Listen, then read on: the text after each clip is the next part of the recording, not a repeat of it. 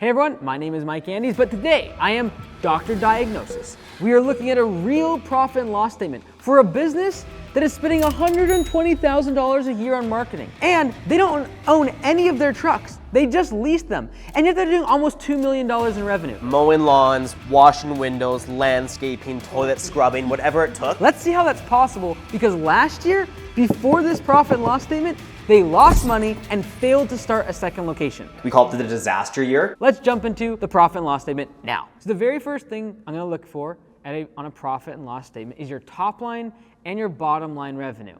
So top line revenue is usually gonna be at the top of the P&L. Very good. So if I look here, I can see, okay, total income was right around $1.8 million, so just shy of $2 million in total revenue. What's kind of cool about this one, in QuickBooks, they actually have where the percentage of the income or the expenses is actually in the right-hand column. One thing I'm looking at when it comes to the breakdown of income is the fact that 61% of the revenue comes from fertilizer and weed control. Then we have 21% that comes from cinch bug and 18% from aeration and seeding. Now, less than 10% comes from soil enhancements. I'm not saying they should cut that out, but if you're looking at your distribution of revenue across different services and one specific type of service has less than 10% of revenue, that is sometimes gonna be on the chopping block for whether or not I can take that out and simplify services. Why? Because is it adding more than 10% of the business's complexity? The 80-20% rule really applies when it comes to services in your home service business. A lot of times, 20% of your services really make up 80% of your profits. And so I don't know this business, and I don't know if soil enhancements is where they make all their money. It could be, and in that case, I'd keep it in. But it's definitely something I'm looking for, and is it less than 10% of revenue? Can I axe that service? And by doing that, simplify the services and simplify the business so I can focus more of my attention on the real money maker, which in this case is fertilization and weed control. That being said, soil enhancements might be an upsell that's really, really profitable. I'm not taking that away from them, but anything that's making less than 10% of revenue, I'm looking at as a way to chop out and simplify the business so that I can then make more money on the services that are most important. All right, so we got basically $1.9 million in annual revenue. And what I'm looking for here is the fact that if I look at their direct labor, it's $239,000, or about 13% of revenue. So that's direct labor. That's going to be the wages out in the field. I have some overhead in terms of wages for their customer service and their sales. Quite a bit of cost in the office. They're looking around 9% in just over 9% in just wages for their office.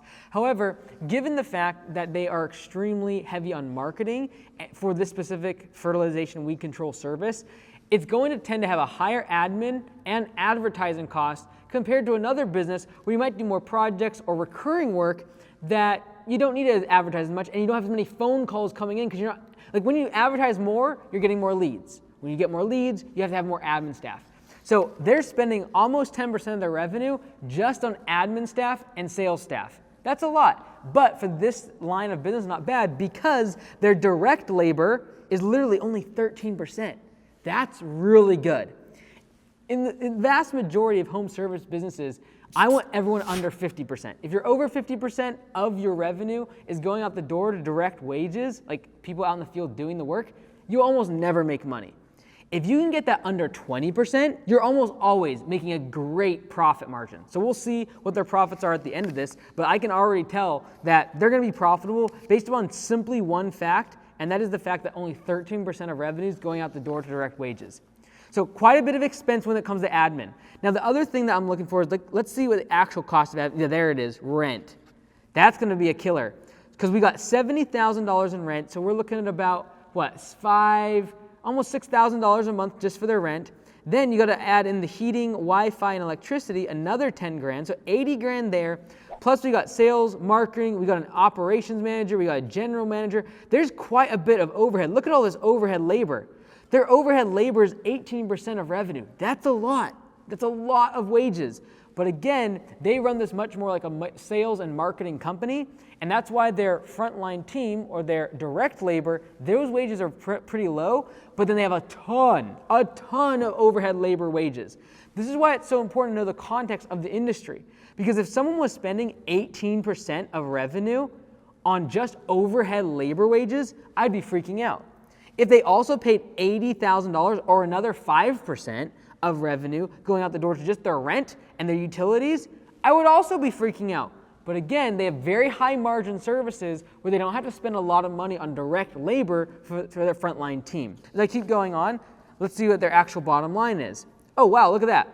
We're running almost a 23% profit margin. That's fantastic margins. Anything above 20%, very happy with. Now, a big reason they've been able to grow relatively quickly over the past 5 to 10 years is the fact that they use this vehicle lease program. So about 9% or so of their revenue is going towards their trucks that they do not own. They lease them. And this is a big reason why Yard Dogs has been able to grow fast. And this, in this case, they use it very well. They use the debt, they use the leases very well. So instead of going out and buying 15 trucks, they're all 30, 40 grand a pop, they would need, let's just call it, let's say they have to get 15 trucks for the business. And let's say that every single one is $30,000, just for the sake of numbers. That's going to be $450,000 of cash. Now, is the more conservative thing to not get a lease, therefore reduce your insurance, and be able to own all the trucks outright? Yeah, that's probably the most conservative thing to do. But also, how long is it going to take you to get $450,000 in cash? And so they've taken a very pro-growth approach. Why do I know that? Well, first off, they're profitable. That's fantastic. But they are growing very quickly, and they've done that by doing two things. Number one, they lease their equipment. So their assets on their balance sheet might look like they're less because they don't actually own the actual trucks. They're leasing them. That's why 9% of their revenue goes out just to leasing their trucks. Another way that I can tell that they're extremely pro-growth and they're growing very fast is the fact that they are spending 60, 70, 80, more than 90,000, 100.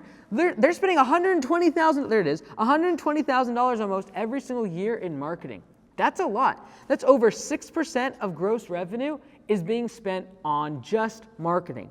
In most businesses where you're trying to optimize for profit, you've been in business for a long time, you're not going to be spending that much on marketing. Maybe 3%, 2%, those are the most profitable businesses. And I generally believe the real opportunity, if they want to be able to get over 25% or 30% in terms of profitability, is going to be how do we do two things. One, we reduce the cost of our marketing spend. By doing that, we're going to be able to have to spend less on our admin staff. So we won't have to spend 18% of our revenue just on admin and sales related activities for our admin staff in the office.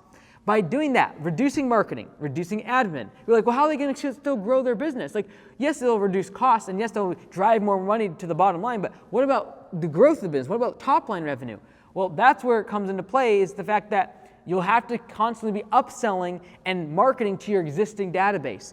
They already have tens of thousands of people in their database. If they can somehow figure out an engine to remarket, re-engage, get cold customers to come back, get customers that are buying from them to spend more with them, if they can figure that out and eliminate $120,000 in marketing, $350,000 in admin, and all the costs of having people answer the phone for new leads, they could really make this business special by getting over 30% in profitability. Is it bad to have leases? No. You're going to be able to grow much faster. Instead of spending $450,000 in buying trucks like metal, they spent that money on the marketing in order to be able to grow quickly. So shout out to Yard Dogs. Great business, great margins. They're growing still, and it's because they've leveraged this business in a way where they have low cost of goods, they have low COGS, it's called, out in the field with the labor being low, and spent a bunch of money on marketing and leveraged their business by making sure they're leasing the trucks instead of owning them. If you want to watch the actual in-person, their shop, see all the trucks, everything we just talked about, click this video here where we went and actually did the turnaround and made sure their business went from this to the next level. In 2022, Yard Dogs lost $250,000. None of that. 2023, $400,000 in profit. If you want me to turn around your business, go to mikeandys.com/turnaround today.